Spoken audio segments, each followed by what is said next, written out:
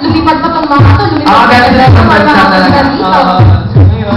Tawagin na natin ang ating mga visitors. Yung isa po galing ng Japan, at yung isa galing ng China. Yes, ayan. Ano naman sila? Hindi lang tayo ang Philippines. Ipag-international pa talaga tayo, guys. Okay, narito sila para encourage tayo ng kasi sa youth camp. Okay? Hindi ako marunong mag-ano.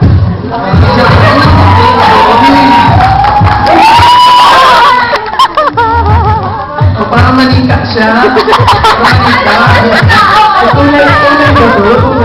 Remote control. Bakit na siya dahil? Okay, pinusatin sila. Okay, so give them the mic.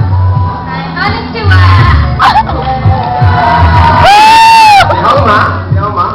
Nandito kami para imbitahan ang bawat isa sa inyo.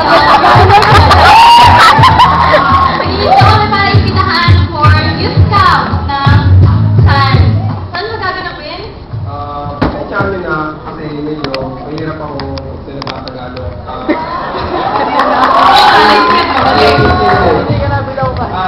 Dito kami para invite kayo sa youth camp ng Sinasabat sila sa UE. Ano yung mga registration fee? Maganda.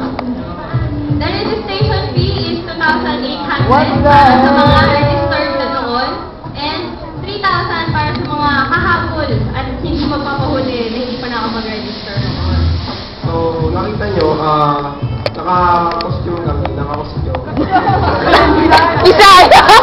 Bigla ng Bisaya! Naka-costume kami. May costume contest kasi doon. At ang best national costume na mananalo ay magkakaroon ng 2,800 pesos as prize. O di ba parang bumalik lang yung binayad natin? In short, libre tayo sa Uy! At napakasayang lugar ko para tayo ay mag-relax. Magkaroon